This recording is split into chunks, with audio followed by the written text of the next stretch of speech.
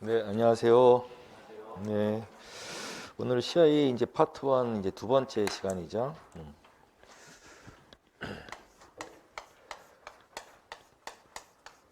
전체 이제 15강이고요.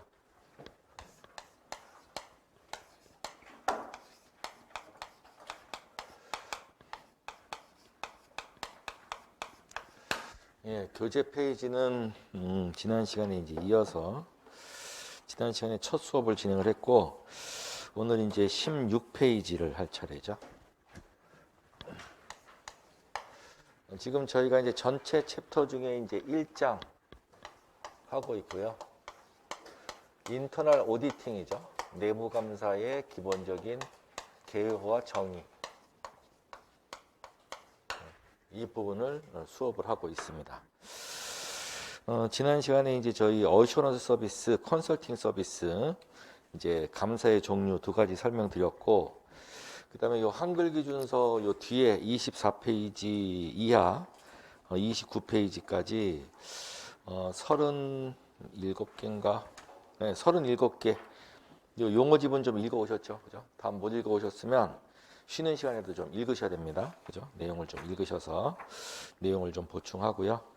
자, 오늘 이제 수업 나갈 내용은 이제 16페이지 첫 줄에 있는 감사 위험, 그죠? 오역 해석을 잘못하면 용역이 되는 거죠. 인게이지먼트가. 그래서 저희가 이제 감사에 관련된 자, 감사를 했는데 위험하다는 얘기죠. 위험성이 높다는 얘기예요. 요거 이제 대표되는 단어고 실제 감사하는 행동, 행위는 인게이지먼트라고 하죠. 그래서 얘를 이제 옛날 번역에는 보면은 인게이지먼트 자체가 이제 용역, 계약서 이런 뜻이다 보니까 이제 용역, 감사, 용역 이제 이렇게도 이제 오역을 했던 거죠. 그럼 이제 감사를 했는데 왜 위험한지 그게 뭔지 한번 보면 자, 내부 감사인이 감사를 했어요. 근데 이제 감사 대상에 주제 목적 범위의 업무가 있겠죠. 근데 그 업무가 실패되고 있다. 업무가 실패되고 있다는 얘기는 우리가 첫 시간에 배운 대로 내부 통제대로 안 하고 내 맘대로 하면서 위험이 높아 있다. 이런 얘기가 되겠죠. 그러면서 또 자기네들은 감사인한테는 내부 통제 잘하고 있다라고 허위 주장, 정보를 얘기하고 있는 거죠. 그럼 이제 감사할 때 얘를 제대로 감사해서 적발을 못한 거예요. 내용을. 그래서 감사 보고서까지 나오게 되는 그런 위험 가능성, 얘를 이제 우리가 용역 위험, 감사 위험이라고 하는 거죠. 그래서 오류나 허위가 존재함에도 적발을 제대로 하지 못한다라는 뜻을 갖고 있어서 그 밑에 보시면 고유 위험과 통제 위험과 적발 위험, 가로 열고 닫고 이제 샘플링 리스크와 넌 샘플링 리스크의 함수 관계다 이렇게 표현을 해요. 얘를 이제 표로 그리면 이렇게 되는 거죠. 우리가 이제 고유한 위험, 인히어런 리스크라고 얘기합니다. 그리고 통제 위험, 컨트롤 리스크. 그 다음에 이제 적발, 감사 시에 이제 찾아내는 거, 적발. 그래서 이제 디텍션 리스크 이렇게 얘기하고요. 이 적발과 관련된 리스크는 이제 두 가지로 구성이 되어 있어요. 그래서 우리 이제 감사에서 하게 되는 샘플링을 전혀 엉뚱하게 해서 샘플링에 관련된 리스크란 얘기죠. 그 다음에 샘플링과 관계없이 나머지 감사 절차, 그래서 여기 넌 샘플링 리스크 이제 이렇게 구성이 되어 있다 이런 얘기가 됩니다. 그러면 얘가 이제 어떤 조합으로 감사에 이제 위험한지 내용을 이제 하나씩 볼 텐데, 자, 동그라미 1번에 보시면 이제 고유 위험, 인히어런 리스크라고 얘기하는 거죠. 그러니까 이 고유 위험은 그 말 그대로 여러분 생각하실 때 감사 대상의 업무의 특성을 얘기하는 거죠. 업무 특성 자체가 리스크가 높고 통제가 약할 수밖에 없는 업무냐, 아니면 뭐 업무 자체가 리스크가 적은 업무냐, 그걸 나타내는 게 고유 위험이라고 하는 겁니다. 그래서 장기적이든 세 번째 점에 보시면 단기적이든 감사인의 영향력이 적용되기 어렵다, 적용되기 어렵다, 적용되기 어렵다. 그 얘기가 뭐냐면 여러분들이 뭘 생각하셔야 되냐면 보통 우리가 지금 하고 있는 단기, 지금 하고 있는 그죠? 감사죠. 내부 감사입니다. 그럼 지금 여러분들이 현재 감사를 하고 있어요. 현재 감사를 하고 있는데 감사를 하는 대상에 그죠? 내부 통제와 프랙티스죠. 근데 그 내부 통제를 이루고 있는 업무, 프랙티스의 근간이 되는 업무 자체가 고위험이 굉장히 높아요. 그러니까 위험이 높은 거니까 위험이 이제 이렇게 높은 거다 보니까 업무의 특성이 위험이 높은 거죠. 그럼 여러분들이 지금 하고 있는 감사를 아무리 제대로 한다 한들 지금 하고 있는 감사에 영향을 끼칠까요? 안 끼칠까요? 끼칠 수가 없겠죠. 뭐 쉬운 얘기로 감사 보고서 끝머리에다가 오프라인으로 하는 매출이 있고 온라인으로 하는 매출이 있는데 온라인 매출이 아무래도 눈에 안 보이고 그죠? 그다음에 이제 스마트폰 등으로 그죠? 도용해 가지고 결제도 많이 되니까 위험하니까 고유한 업무가 위험하니까 감사 보고서에다가 오프라인 매출을 하지 마시오. 이렇게 쓸 수는 없는 거죠. 그죠? 그러니까 지금 하든 내년 그 다음 감사 끝나고 나서 수정 조치를 하든 장기적이다라는 얘기가 이제 다음번까지 보는 거고 단기적이가 이번까지 보는 거죠. 이때까지 어떤 감사인이 의견이나 어떤 적용을 해줄 수 없는 작용을 할 수 없는 그런 성질의 것이에요. 근데 2번 보시면 이제 통제 위험이에요. 자, 통제 위험은 그들이 하고 있는 업무를 내 맘대로 하면서 위험은 높고 통제가 안 되고 있는 업무 실패거나 또는 제대로 안 하면서 내부 통제대로 안 하면서 제대로 한다고 허위 주장하거나 이런 것들이 통제라는 것이 있음에도 불구하고 예방 적발 교정이 안 되는 거 이런 얘기죠. 그러니까 쉽게 말해서 통제를 하라고 했는데 직원들이 통제를 안 지키는 거 또는 통제하라고 하는 내부 통제 내용이 현실적이지 않아서 적용하기 어려운 거 이런 경우를 통제 위험이라고 합니다. 그래서 세 번째 점에 보시면 장기적으로는 감사의 영역이 작용된다라는 얘기가 뭐냐면 그럼 여러분들이 지금 이제 뭐 예를 들어서 우리가 첫 시간에 봤듯이 그죠? IT 계정 관리인데 계정 관리를 내부 통제스럽게 안 해요. 직원들이 그걸 안 지키고 있는 거죠. 그러니까 통제가 있으나 통제가 효력을 발휘하지 못하니까 통제에 대한 위험이 굉장히 높은 거예요. 그럼 여러분들이 이번 하는 감사에서 얘를 제대로 그죠? 찾아내 가지고 문제점이 있는 거에 대해서 개선 조치를 얘기를 잘 해주면 이번 단기적으로는 효과는 없겠지만 요 감사 끝나고 수정 조치, 교정 조치하고 나면 그 다음번에는 요게 내려가 있을까요? 안 내려가 있을까요? 내려가 있겠죠. 그러니까 장기적으로는 영향을 주는 거다. 이렇게 보는 거예요. 그 다음에 이제 3번에 보시면 디텍션 리스크, 적발 위험인데 이 적발 위험은 감사인이 하는 감사 절차가 효과적이지 못하거나 또 감사함에서 쓰는 기법들이 그죠? 제대로 한계점이 있어서 제대로 안 되거나 그래서 그들이 업무 실패, 즉 내부 통제 안 되거나 하는 것들, 허위정하는 것들을 감사에서 적발하지 못할 가능성을 얘기한다. 그래서 장기적이든 단기적이든 감사의 영향력이 작용된다. 이런 얘기예요. 자, 그러면 디텍션 리스크가 높다는 얘기는 그죠? 자, 그럼 한번 보세요. 여러분들이 감사를 이제 지금 시작했는데 업무 특성상 위험도 굉장히 높아요. 통제되기 굉장히 어려운 업무의 특성을 갖고 있고 이렇게 저렇게 하라고 통제라고 했는데 아무도 통제를 안 지키거나 통제 내용이 비현실적이라서 적용하기도 어렵거나 그런 데다가 감사인이 감사 절차를 거꾸로 한다든지 감사의 실력이 없어갖고 감사 기법을 제대로 못 쓰게 되면 이것까지 올라가는 거죠. 그러면 세 가지가 다 올라가면 이번 감사의 결과는 세 가지가 다 올라갔으니까 사실 반영이 된다는 얘기야, 안 된다는 얘기야? 안 된다는 얘기가 되는 거죠. 그죠? 그래서 이렇게 하면 안 되겠죠. 감사를 했을 때 위험이 높으면 안 되겠죠. 그러면 정답을 찾으라고 하라면 이런 오딘 리스크나 인게이지먼트 리스크가 시험에 나오게 되면 여러분들이 가장 적절한 행동은 이 위험을 높이는 거예요? 아니면 얘를 낮춰야 되는 거예요? 낮추는 건데 이번 감사에서는 얘는 못 건드리죠. 그죠? 자, 요번 감사는 안 되지만 장기적으로는 그죠? 다음번에 그죠? 권고사항이 좋으면 얘는 좀 장기적으로 영향 끼칠 수 있겠죠. 그죠? 그리고 여러분들이 감사 절차부터 실력을 제대로 발휘해서 하면은 장기적이든 단기적이든 그죠? 전부 다 효과를 줄 수 있겠죠. 그죠? 이렇게 표현을 하고 있습니다.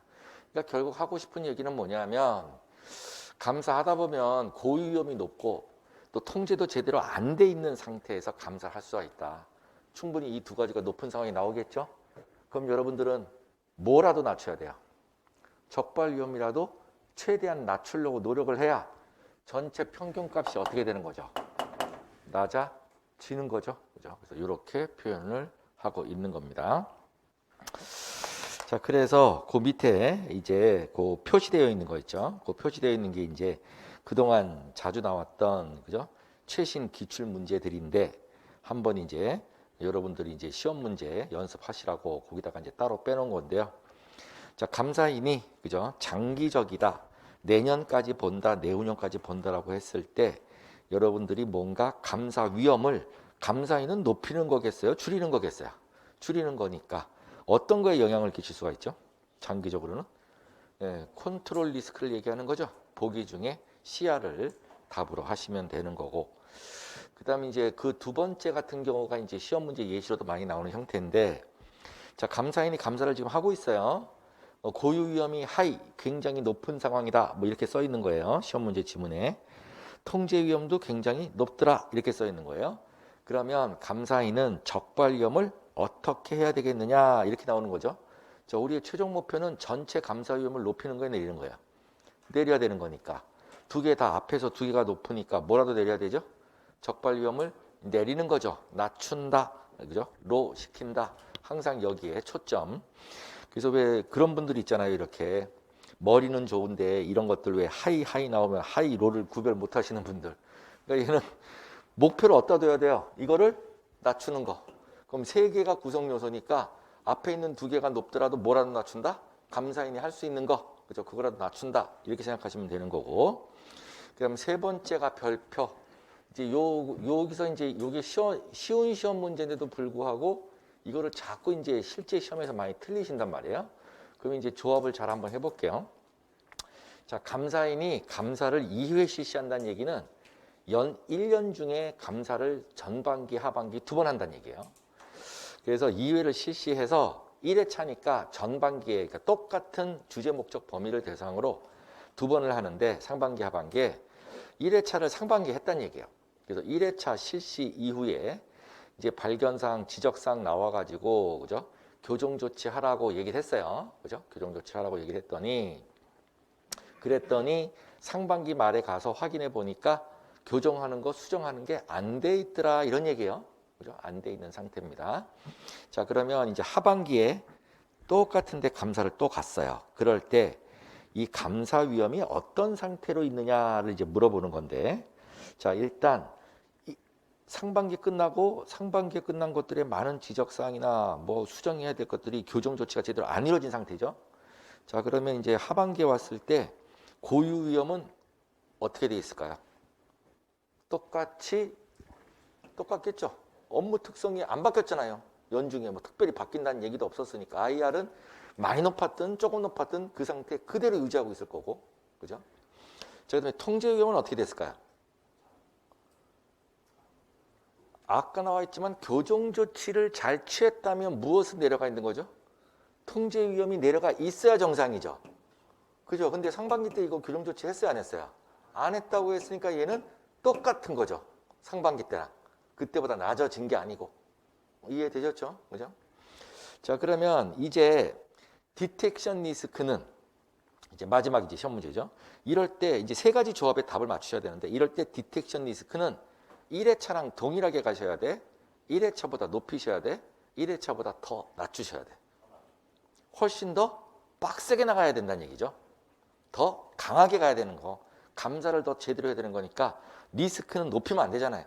더 낮춰야 되는 거죠. 그죠? 자, 그러면 이런 시험 문제가 나오게 되면 IR은 변동 없죠.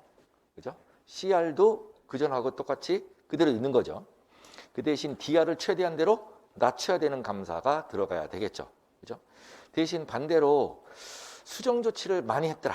상당수 상반기에 수정 조치를 많이 했더라. 그 무엇은 낮아져 있어요? 컨트롤 리스크 상태는 낮아져 있는 거고, 그러면 디텍션 리스크는 지난번이랑 동일하게 갈 수도 있거나 아니면 조금 더 리스크를 조금 높이는, 그죠? 그러니까 높인다는 말은 좀 그렇지만 우리가 이제 리스크를 낮추기 위해선 우리가 빡세게 한다. 쉽게 말해서 이제 감사 강도를 높인다 이렇게 얘기를 하거든요. 이런 것들을 이제 평균치로 가져가는 게 맞겠죠. 이런 조합을 잘 보시면 되고, 자, 그 다음에 우리가 이제 디텍션 리스크를 얘기할 때 그 3번 위에 있는 3번 밑에 들여 쓴 거 1번, 2번에 샘플링 리스크라고 하죠. 샘플링 리스크. 샘플링과 관련돼서 샘플링이 전혀 엉뚱하게 돼서 적발하는 것 내용이 달라지거나 그 다음에 넌 샘플링 위험, 기타 샘플링과 관계없는 감사의 전반적인 절차를 잘못 적용한 거 이런 겁니다. 자, 그러면 제일 마지막이 또 이제 시험 문제 예시로 많이 나오는데 그럼 결국 우리가 여기서 보자면 어렵게 생각하지 마시고 우리 감사인 인터널 오디터는 열심히 해가지고 전체적인 인게이지먼트 리스크를 뭐 해야 되죠? 낮춰야 되는 거니까 얘는 손 못 댄다 이거죠. 이번에는 손 못 대지만 감사 제대로 해가지고 권고사항 딱 부러지게 주면 다음번에는 장기적으로 영향 끼칠 거고 그죠? 어찌됐든 요거는 결국 분석해 보니까 감사인의 실력과 관련된 문제이거나 감사인의 정당한 주의라고 불리우는 성실성하고 연관이 깊더라 이런 얘기예요. 그러니까 쉽게 말해서 아무리 앞에서 어려운 점이 있어도 감사인이 업무 파악도 제대로 하고 왜냐하면 업무 파악을 제대로 해야지 뭐가 보이죠? 우리 어저께 배웠듯이 여러분들이 감사, 개별 감사마다 주제 목적 범위가 있잖아요. 감사 대상의 업무가 있잖아. 그 대상의 업무를 파악하는 게 뭘 파악하는 거야? G, RM, C가 뭐냐? 이 업무는 어떻게 하지 내부 통제냐? 무슨 위험을 주려고 하는 거냐? 그렇게 하기 위해서 조직도가 어떻게 구성되어 있고 정책 같은 거 어떻게 되어 있고 업무 분장 어떻게 되어 있느냐 그런 말이잖아요. 업무 파악이 되고 나야 그 다음에 이제 우리가 배운 기준서에 따라서 감사 원칙 같은 거, 감사 절차 같은 거 이런 것들을 이제 딱 적용을 해야지 되는 거죠. 이런 것들을 이제 우리가 보통 실력이라고 얘기하는데 요걸 이제 영어 단어로 표준 단어입니다. CI의 표준 단어로 proficiency라고 해요. 이제 뭐 여러분들 사전 찾아보시면 뭐 숙련성, 뭐 전문성 이제 이런 뜻을 가지고 있는 거고요. 자, 그리고 또 하나가 조건이 있는데 이제 보통 뭐 정당한 주의다, 성실성이다 이렇게 얘기하는데 그냥 서방 사람들이 밥 먹듯이 쓰는 단어 중에 하나가 있어요. 그게 due, professional care라는 단어인데 한국에서도 이런 말 많이 쓰죠. 마땅히 그죠? 본인의 직업에 해당하는 주의, 경계심을 가지고 하는 거 이걸 due professional care라고 얘기하잖아요. 보통 이제 한국의 법제도에서는 성실한 주의와 감독, 뭐 성실한 감독과 주의를 기울인다 이런 표현을 쓰고 있는 거죠. 그러니까 쉽게 말해서 여러분들이 그렇게 생각하시면 돼요. 감사인이 실력은 좋은데 듀 프로페셔널 케어가 축 떨어져. 그럼 어떤 일이 벌어지죠? 맨날 가서 노는 거지. 무슨 얘기인지 이게 감사 10시에 시작해야 되고 4시까지는 해야 되는데 점심 먹고 한 1시간만 보는 거고 나머지는 전부 다 노는 거죠. 그죠? 제대로 못 하겠죠. 봐야 될 것들이 많으니까. 자, 그러면 거꾸로 실력은 좀 떨어져요. 근데 정당한 직무상의 주의는 굉장히 높아. 이건 또 어때요? 감사가 제대로 될까요? 감사 대상이 무지하게 피곤하죠.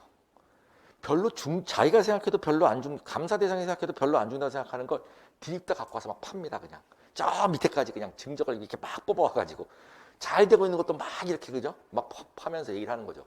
무지하게 피곤한 거죠. 그죠? 그래서 이 두 가지. 그래서 마지막 시험 문제는 뭐냐면 결국 우리 감사인의 순수한 노력에 달려 있는 건 결국 디텍션 리스크를 낮추는 거잖아요. 샘플링을 똑바로 하거나 샘플링과 관련없는 나머지 절차를 똑바로 하는 거 다 리스크를 낮추는 거니까. 그래서 지금 제가 쓴 두 개 단어 있죠. 요게 한글 기준서 1200번을 보세요. 1200번.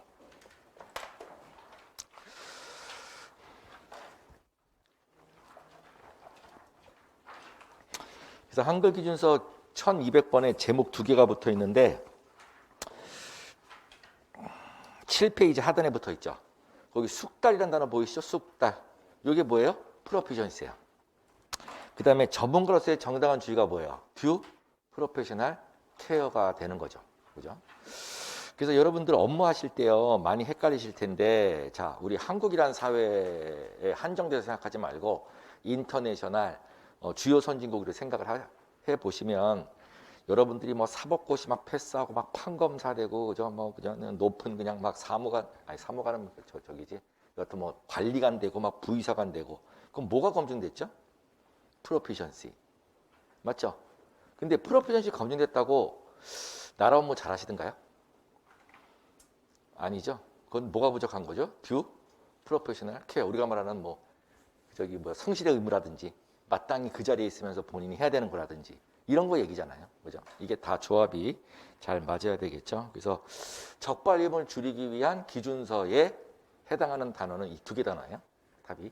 그죠? 기준서 1200번에 있는 두 개 단어입니다. 자, 그래서 밑에 이제 요렇게 제시되어 있는 요걸 이제 여러분들이 공부하시면서 이렇게 생겨 있는 요 최신 기출 문제를 연습을 좀 많이 하셔야 돼요. 왜냐하면 공부 열심히 하는 거하고 시험 합격하는 거하고 함수 관계가 어떨까요? 그러니까 보세요. x하고 y가 있을 때 공부를 열심히 하는 게 x축, 시험을 합격하는 게 y축인데 공부를 열심히 한다고 무조건 합격하는 이런 파지티브한 릴레이션십을 갖고 있을까요? 꼭 그렇지는 않아요. 일정 수준 이상은 공부를 해야 돼.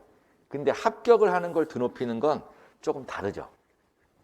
그러니까 아예 공부가 안 되면 합격도 아예 안 되는 거지만 그러려면 요 연습 문제, 그다음에 이렇게 자주 나왔던 문제, 이들이 시험 문제 내는 방식 이런 것들을 연습을 좀 많이 하셔야 돼요. 그죠? 그래서 여기 이제 제가 이렇게 표시한 거 있죠? 스페이드 표시한 거 위주로 해가지고 복습하시고 나면 요거 가지고 요걸로 여러분들이 자꾸 그때 이렇게 출제되는 경향이 있다. 이런 것들을 물어본다. 이럴 때 뭐가 핵심이구나. 이렇게 연습을 좀 많이 해놓으셔야 돼. 그래야 공부에 맞춰가지고 합격률도 올라간다. 이런 얘기입니다. 자, 17페이지예요. 자, 여러분들 학교 졸업하신 지 꽤 되셨나요? 이제 학교 다녀본 지? 그죠? 뭐 저는 나이 먹어가지고 석박사를 끝내가지고 저기 했는데 여러분들 왜 수강 신청할 때 실라버스라고 하죠? 실라버스. 여러분들 학교 안 다녔었어요? 아니면 너무 오래돼갖고 기억이 안 나요? 대학생 때 수강 신청 때 뭐 해요? 실라버스 뜨잖아요, 그죠? 무슨 과목에 무슨 교수님 뭐 공부할 거다. 그렇죠?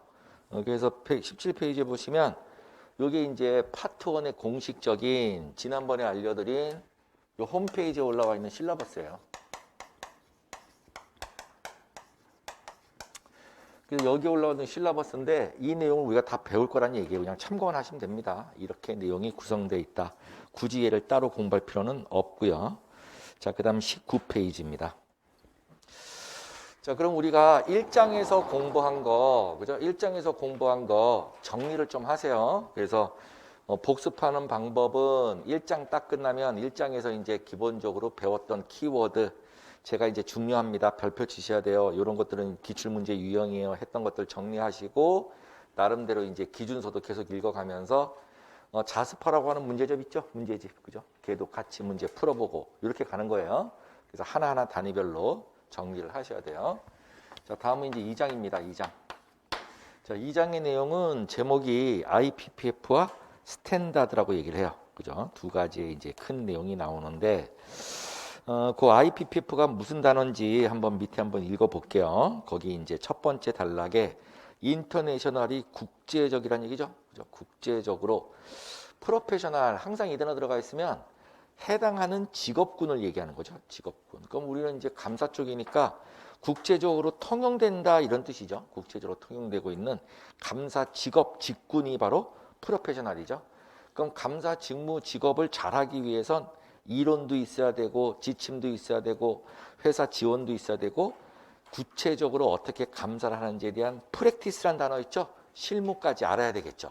자, 이런 것들을 프레임워크이란 말을 씁니다. 보통 한국에서는 방법론이란 말을 쓰는 거고, 보죠.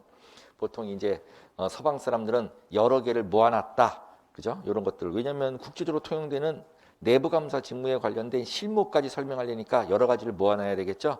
그래서 프레임워크라고 합니다. 앞자만 하면 IPPF가 되겠죠, 그죠? IPPF. 자, 그럼 두 번째 단락에 보시면 디인터내셔널, 얘도 국제적으로 통용되고 있는 스탠다드, 표준이나 기준이란 얘기인데 얘가 for the professional practice니까 역시 감사 직무의 실무 내용까지인데 바로 of internal auditing standard, 즉 internal auditing, 내부 감사를 위한, 그래서 내부 감사를 하기 위해서 국제적으로 표준을 잡아놓은 전문가적 실무까지 담아놓은 내용이다. 그래서 이제 앞자만 따면 D의 더는 빼고 I의 인터내셔널의 I, 스탠다드 S 이렇게 해서 PP 하면 ISPPIA가 되죠. 근데 이제 얘네들한테 물어보니까 제일 앞에 있는 I는 묵음이 돼가지고 그냥 스피아라고 얘기하는데 스피아라고 쓰는 사람들은 없고 그냥 스탠다드라고 줄여서 쓴다 이런 얘기가 됩니다. 자, 그러면 이게 이제 우리 파트 1의 가장 핵심이에요.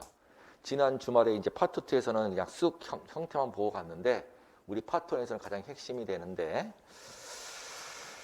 여러분들이 그쵸? 우리가 이제 살다 보면 결국에는 육체도 중요하지만 정신의 문제가 상당히 중요하게 됩니다. 어려운 일이 있을 때나, 그죠? 기쁠 때나 슬플 때나 이 정신줄 놓으면 큰일 나는 거죠, 그죠?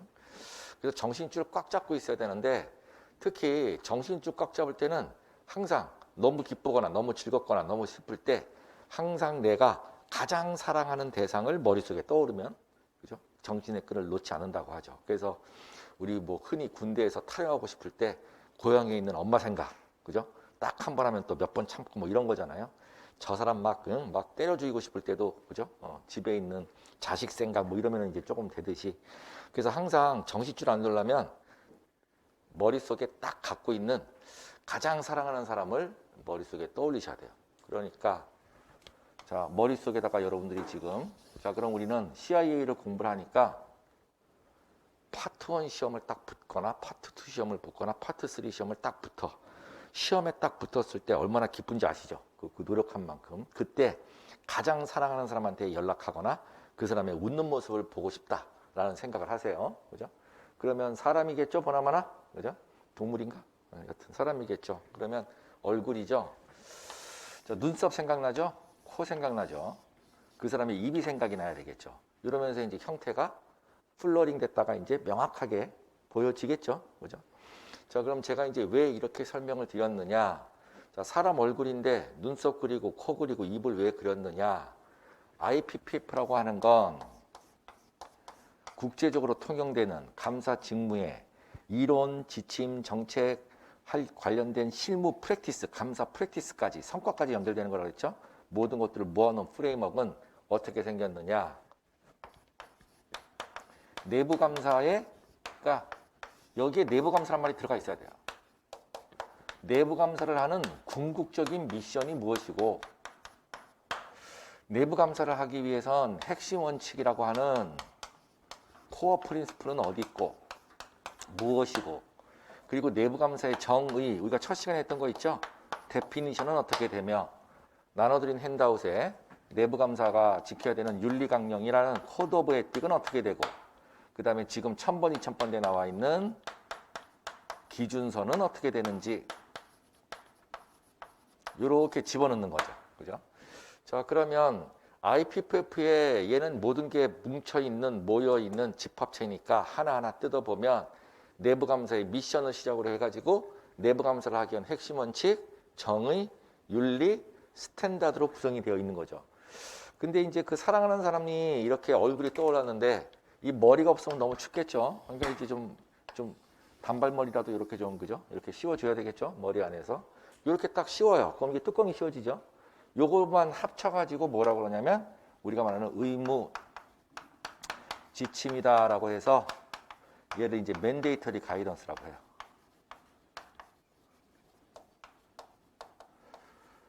이렇게 이런 표현을 쓰는 거죠. 자, 그다음에 이제 아래쪽에 이제 남아 있는데 이 아래쪽에는 우리가 이 기준 IPPF는 전체를 얘기하는 거고 기준은 이것만 얘기하는 거죠. 이 기준을 상세하게 설명하는 그죠? 임플리멘테이션 가이던스라는 거 하고 그 다음에 감사의 실무를 상세하게 설명하는 서플리멘탈 가이던스라는 것으로 추가적으로 구성이 되어 있는데 이 겨울철에 목도리를 해야지 감기가 안 걸리겠죠. 목도리를 이렇게 씌워. 그럼 다시 또 이렇게 구성체가 나오죠. 얘는 이제 우리가 권고 지침이라고 해서 recommended guidance라고 합니다.